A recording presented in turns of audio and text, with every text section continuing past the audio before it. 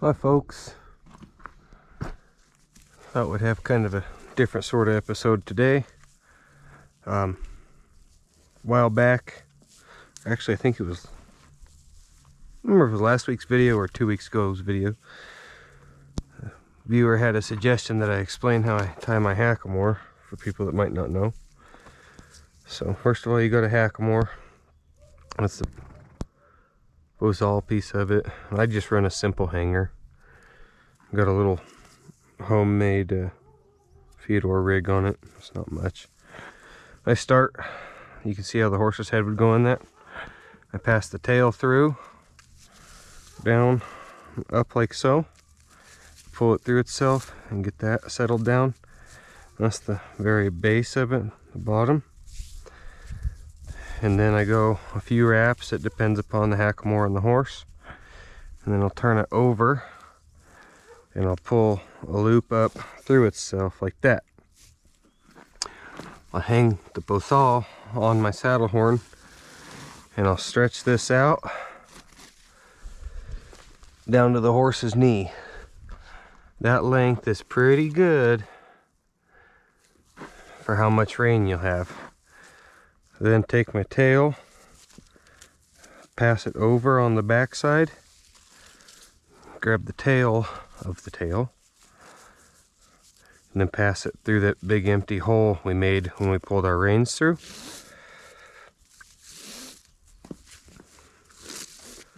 Like so. Kind of get everything settled down. And that leaves us with the hackamore made up. Now, I'm gonna say this because surely somewhere somebody's got a different way that works for them, and that's fine. This is how I do it. It keeps me soft-handed in that this is not really a totally secure knot. If I get frustrated with a horse or in a speed jam or something like that, as I work my horse or ride my horse for the day, my reins will get longer and longer and longer. And I have noticed that if my reins are getting longer than that, I need to stop, calm down, because I'm pulling way too hard on my horse's face. If I don't pull hard on those reins, on my McCarty, it won't slide. So that's how I do it. Take it as you may. Love it or leave it. I hope it helps somebody out there that's maybe looking into starting to ride hackamore horses and doesn't quite know how to tie one yet. Some guys don't ever untie them. I untie mine every night. And the reason for that is that I don't like my McCartys to get all kinked up. And if you hang your Bosal from the hanger, which is this piece right here, it'll curve and it won't fit the horses correctly. Where if you hang them untied and upside down from the knot on just a little nail or something like that, it'll keep their shape real nice. What I got planned for Rush today, he might not totally enjoy it first, but it'll be a good lesson for him. He wants to move his feet a lot. He's got a lot of go, wants to travel, wants to go see, wants to go do, and all that, which is fine. I'm happy that he's like that. But today we're gonna work on some patience with the big guy. So I've roped just a few things off of him. I think I've healed 2 steers off him. One was up at the Knot Creek and another one was a little bit of day working that I didn't video, and he didn't have a clue either time as to what's going on. So today all we're gonna do is we're gonna rope this dummy, and the whole point of it, oh no, we're scared of the mud hole. The whole point of him today is to just stand here. Why I play with my rope. He needs to realize there's a rope being thrown around, and that it doesn't affect him necessarily. He still needs to pay attention to what I'm asking him and not attention to the rope. That'll come later. But also, while we're playing with the rope here today, I had another viewer mention that they'd like me to talk a little bit about my faith, and I thought that was a pretty good idea. So I spent a little bit of time with my study Bible this morning and did some thinking, and I wrote down my 3 favorite verses, and I'll kind of go through those. I made a cheat sheet because I can't remember anything if I don't have a cheat sheet. And this part of it here will be good for his patience. So my favorite verse of the Bible, without question, number 1, the one that's affected me the most in my life and means the most to me, is 2 Timothy chapter 1 verse 7, and it reads, "For God has not given us a spirit of fear, but of power and of love and of sound mind." Okay, that was in a letter written by Paul, and it was written to pastors of the churches at the time. And what gets me is that even pastors, the men that are supposed to have the closest relationship to God, have struggles and need to be reminded that they don't have a spirit of fear, that they have a spirit of power and of love and a sound mind. That's pretty important, because a lot of people see pastors as rocks in our community, and that's an absolutely great thing. But we need to realize that even our pastors have struggles. They're humans just like us. You know, some days, depending upon your relationship and your pastor, at the end of a sermon, just a simple hug might mean a lot to them. You know, they're strong men, but they are men. Paul wrote that while he was under house arrest. And another interesting thing is the Greek word that translates into fear in our language, translated literally, means a person who fled from battle. So God didn't give you a heart that's going to flee from your battles, whether that's a physical battle, a spiritual battle, an emotional battle, financial battle, whatever it may be. You need to remember that that feeling of weakness and fear, that's not a godly thing. That is something that the devil is trying to win. Oh, come this way. So that's my first favorite verse of the Bible. Let's rope just a little bit now. So biggest thing I'm going to try and do with Rush is just keep him calm. And this is where I was saying the other day when I worked him on the gates, that it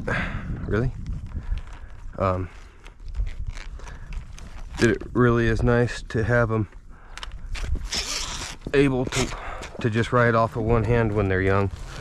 And some guys disagree with that, and I'm not asking perfection here, but this will translate when things get sped up to him listening. See, he wants to move when you throw that rope, just let him sit there, you know. And I know it's a little bit counterintuitive as a roper and as a cowboy, but maybe don't reach out and catch that dummy every single time to where he has to move every time. Maybe practice your heel loops like that, or you know, just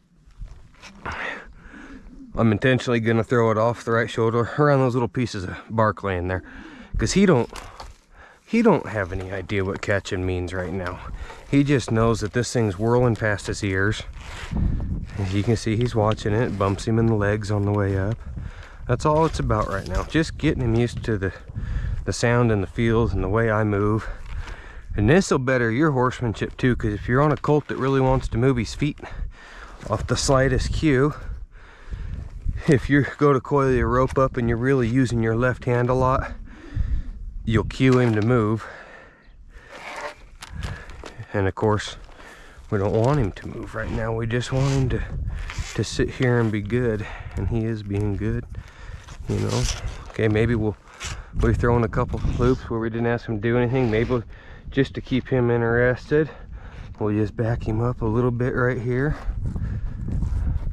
In a straight line, keep his hips where they need to be. And then I'll reach out and I'll really rope one. Okay, good. You doing okay? And now we can ask him to walk up next to this dummy, you know, flip it off over the head, or even reach down and pull it off. It's all the same. Like I said, he don't know the difference, okay? And we're not trying to teach him where rope and position is in relation to the dummy. We're just getting him used to how we're moving around this dummy. I'm gonna throw a couple distance coils here, see how it feels. Good. Oh boy, Rush. Flip it off, maybe. You don't need to walk all the way up to the dummy each and every time. See how he looks at it when it's on the ground, dragging back to him? That's good, you know. If he's gonna have a problem over it, I'd rather have him have a problem right now versus, you know, when a job needs to be done. Okay. Can swing, walk, same time, keep him under control, and drop it on the dummy. Boom. Ask him to turn his hip around now. Good.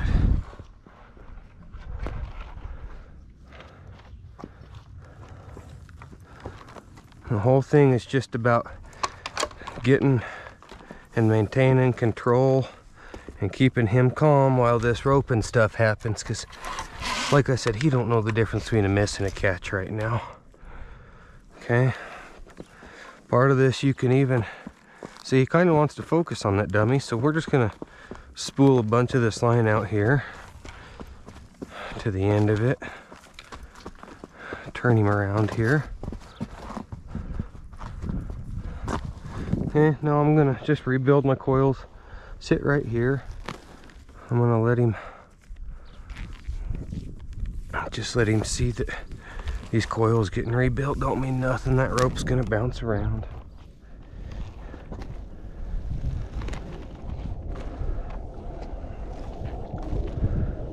You know, if all you ever do is get on them and rope, what'll happen is they'll get real hot every time they feel you jerk your rope down, and next thing you know, you got something that's got a good mind and a good handle, and then turns into a fire-breathing dragon the minute you get a rope down. Loses his mind. That ain't a good thing there. Okay, we'll just let him stand right here, coiled that up. Go back to my cheat sheet. The whole point of today for him is just patience and relaxing. So my second favorite verse, it's the shortest verse in the Bible. It's John chapter 11 verse 35. It's Jesus wept. That's the whole verse right there. Jesus wept. So it's in the story of Lazarus, Martha's brother. And I'll read my notes here. So Lazarus was sick, and Jesus was informed that he was sick. Started traveling his way. Well, by the time Jesus got there, Lazarus had been dead and entombed for 4 days. So he told Martha, he says, let's go to Lazarus and see him. And Martha says, well, there'll be a stench, which of course after 4 days, even though they used spices and herbs and such, you know, to preserve them, maybe not mummify them, but there's a stench. The body's going to decompose. Jesus says that's fine. So they went to Lazarus' bedside, and Jesus started praying to God. And earlier Martha had told Jesus, she says, I believe in you and your works, and that you are the Father. And as Jesus was praying to God, he said the same thing to God, and he said, because she knows me, she knows I'm the Father, let Lazarus rise again. So Lazarus rose, had been dead 4 days, and Jesus brought him back to life. Well, because he did this, Caiaphas, who was a high priest at the time, sent a party out to hunt down Jesus and to try and kill him. And Caiaphas did that because he knew that with a work like that done, people would accept Jesus and Caiaphas would lose power as high priest. Kind of chicken, but that's how it is. But the reason that verse means so much to me is Lazarus was just a man, just like you or I or anybody. And Jesus knows you, and he knows your story, and he loves you enough as an individual that he'd lay at your bedside with you and cry, and he would weep for you. That's pretty personal, in my opinion. You know, if you're ever feeling alone or empty or anything like that, just remember that Jesus would weep for you just the same as he wept for Lazarus. We're all the same in Jesus' eyes, and that's kind of the beautiful thing about it. We'll ride up here and throw a couple more loops. Maybe we'll try and work a little bit of fancier here. I'm gonna stand right about here. Take this. Oh, yeah, that might have caught two, probably caught one.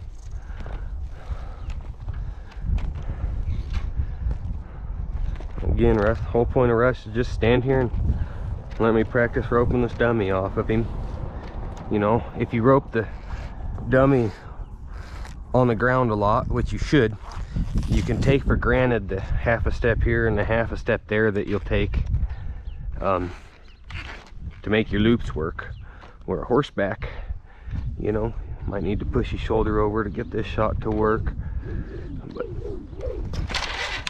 but you don't have, you know, a half a step or a step to put the power into it. You have to learn to do it from your saddle without cueing your horse, because if you go to add power to a loop and you cue your horse, well, hopefully your horse will respond and he'll move and he'll throw your swing and your delivery off and you'll miss. So your rope's in your right hand, essentially, your loop is anyways, but your horse in your left hand. And that's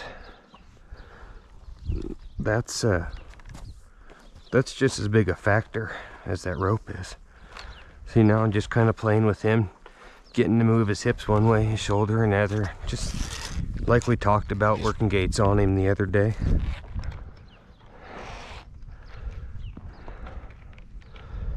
You know, just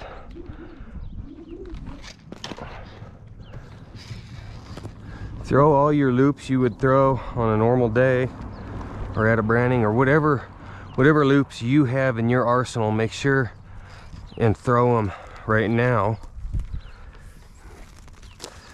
I had a horse in my string a while back when I was riding company horses for a different outfit, and he was real high energy sort of horse. I mean, a real high energy horse. He borderline run off. He was dog gentle and friendly, but just about a borderline run off. But we were branding calves, and I had this calf right about here, and I'd roped off him a bunch, you know, and I reached over just with this tip over and stuck that calf just like that, and he about come undone because nobody'd ever thrown a rope off his left side before. They've just always roped off his right side. And then kind of realized then, you know, hey, a horse may not see or think about a rope the same way we do. To us, it's just a rope and it flies around and catches things, but it might be different in one eye compared to the other eye for him. And you got to remember that.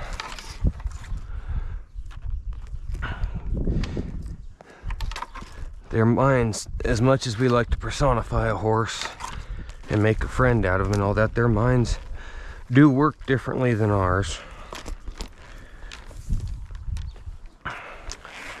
Elias, several weeks ago, maybe 2 months ago now, you asked me to do some talking about doctoring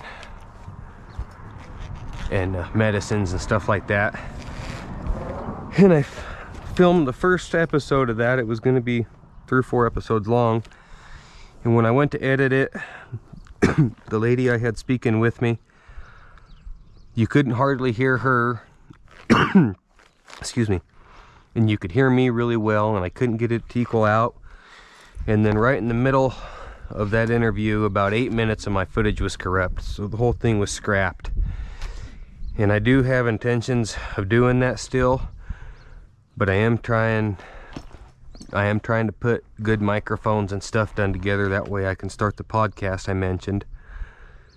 So once I get the microphones, I will put that together for you, Elias, and I will try to get it out on other platforms than just YouTube. That way, you know, you can download it to your phone off of Spotify or something like that and listen to it then. But don't give up on me, buddy.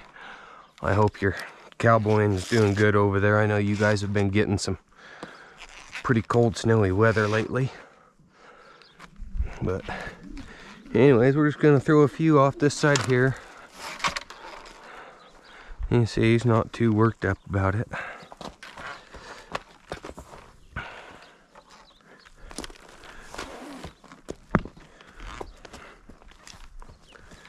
You know, when you're working a young horse on this particular drill, it's a great time to practice your shots that you can do fairly well with a foot, but maybe a horseback you can't. Like I would like to throw a Houlihan right here. Did you see how his neck's pointed at the calf's hips there? Well, I have to be out here a little bit from the center line, and that's going to take some power out of me. So I'm just going to bump his hips over 1 step there. Now you can see he's in line about with that calf's rib cage, and that sets me up real good.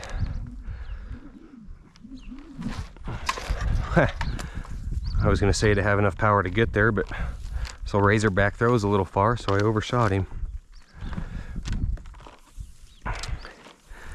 But if I was out here, I'd have to swing a real weird swing to avoid hitting Rush in the butt with that rope, and it would just throw everything off. And I overshot that calf, but the rope was in line with them. I'll build me another loop, take me some distance take me some distance coils here. Okay. Oop. This is why I say I'm practicing this. I straighten the coils out there getting nasty. Keep your nose out of there.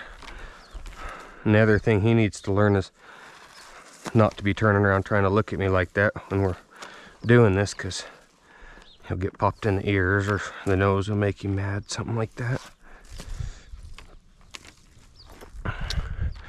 Well, I usually, wow, that's a pretty good one.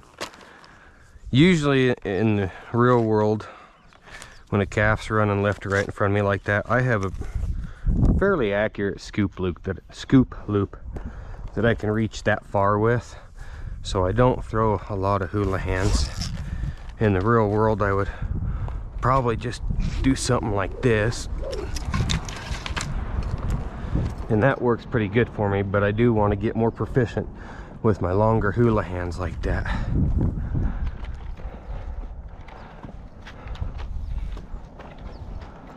Step him right up here. Reach down and grab that. Hey, you stay here.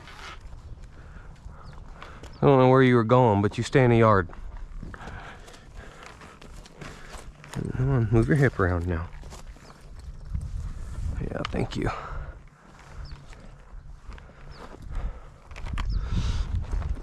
With that calf presented right to left, or left to right like it is, that scoop loop works pretty good a lot. But that calf, if he sees it coming, he can just plant all 4 of his feet if he's moving, and you'll miss him. So on that thought, if you try and take an overhead shot like this, even if you got some coils, your overhead shot like that, that loop's out there in front of him for a long time before it actually gets there. And they'll, especially if like you're at a branding, you know, and they've been missed a time or two, they'll learn to duck or jump or anything like that, where with the calf at that orientation, your Houlihan basically kind of comes from behind them. I mean, it's still off to the side, of course, but the way the rope is flying.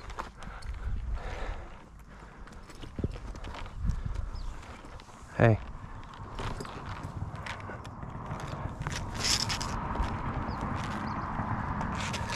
So we'll build this a little bit bigger loop here for the Houlihan. The coils in it. So if you look here,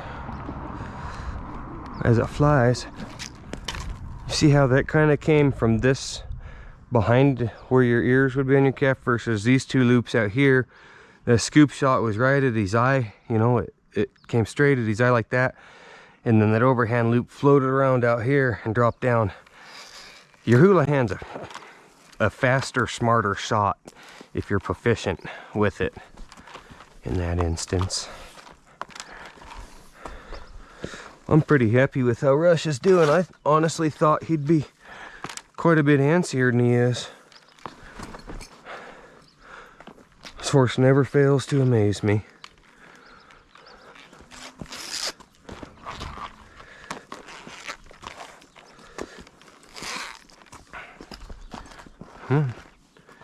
There you go.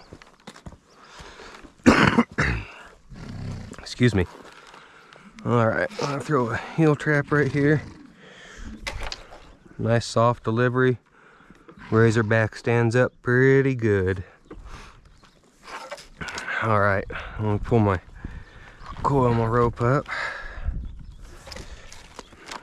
Pull my cheat sheet out here and talk about my third favorite verse. I just wrote my top 3 down. But he can just stand right here and hang out for a minute. Well, I don't mean go nowhere. So my third favorite verse here is Matthew chapter 10 verse 14. And whoever will not receive you nor hear your words when you depart from that house or city, shake off the dust from your feet. So many people in this world think that quitting is a failure. And in some contexts, of course it is. You know, you need resilience, and you need steadfastness and the courage to keep going. But, you know, if I rim fire a horse and he blows up, I'm going to try and dally and jump the horse forward to get it out from his tail. That's common sense. Now, if I end up rim fired and I got that much of my rope in my hand and then it runs under his tail and out to a calf, well, the smarter choice then is just to let go, quit your rope, bend him around to the right, and be free of it. So in the right context, quitting's a good thing. And that can translate to a job, a situation, quit a certain horse, you know, if you and him aren't getting along. But pray about that decision a lot. And once you feel that God's telling you to quit and make that choice, don't think twice about it once you make it. Wipe the dust from your feet, let it be. Take your relationship with God and go full force into the next step of your life. Or onto the next horse, onto picking your rope up to go get that rope gathered up and get that calf branded, all that. don't let your pride get in the way of quitting something that needs quit. Don't be a quitter by any means, but pray about it and God will let you know that it's right. And I quit drinking beer, which I didn't have a drinking problem, but I quit drinking beer in September of 2023, about 45 days before my little girl was born. And I didn't realize how much I was going to enjoy not drinking. And I have no desire to go back. I was not a drunk or anything like that. Just have, you know, maybe 1 or 2 beers at night and a couple on the weekends. But not having any beers at all gives me so much time and so much more money for other things. Wipe the dust from your feet as you leave. I don't plan on going back to it. So anyways, I can't ask him to stand here any longer. He's done great. He hasn't been antsy. He's given me no reason to work with him on it any further. We're finished up out at the Colby Cattle Company, and if I remember correctly, my next job, we go up north to help Pat. He's up in Surprise Valley now. He's no longer at the Knott Creek Ranch. We went up there and helped him trick test some bulls and did some sorting in a big roe deer, and it was a fun trip. So that'll be the next video you guys see, if I remember correctly. And then in today's timeline, here in a couple days, I'll be headed back up there to help him again for 2 days. And I'm gonna take this horse and Luke, because Henry's still healing up.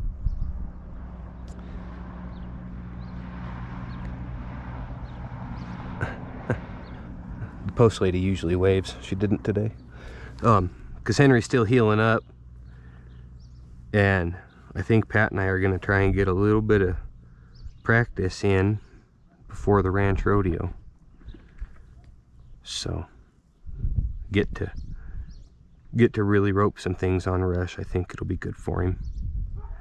Anyways, guys, for the few members I've got on the rodeo side of the channel, there hasn't been much going on. Just been riding the bucking machine.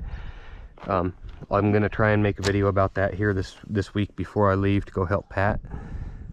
Try and get some different camera angles of that bucking machine, and just show you guys that the practice goes on. The workouts continue every morning.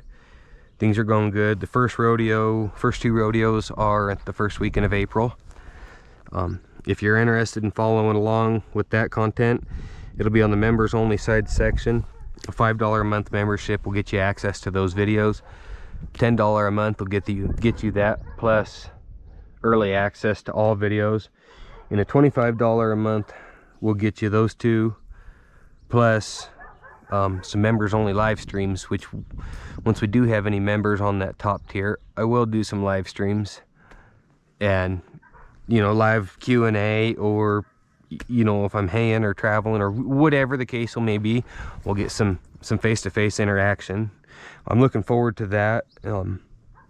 Don't feel obligated to do any more than you can. Don't strain yourselves financially. I get it. Money's tight everywhere. Last thing, or second to last thing, if you're interested in sponsoring for the ranch rodeo or rodeo season or the podcast, rubucknevada@gmail.com. Shoot me an email, we'll make something work. Very last thing now, Tuli's over there. She's 8 days into her window to foal, and she's bagged up quite a bit, but not waxing yet, so we're not ready, but I imagine it'll be within the next couple days. Anyways, folks, I hope you enjoyed today's video. Thanks for riding along, and we'll see you Friday. Adios.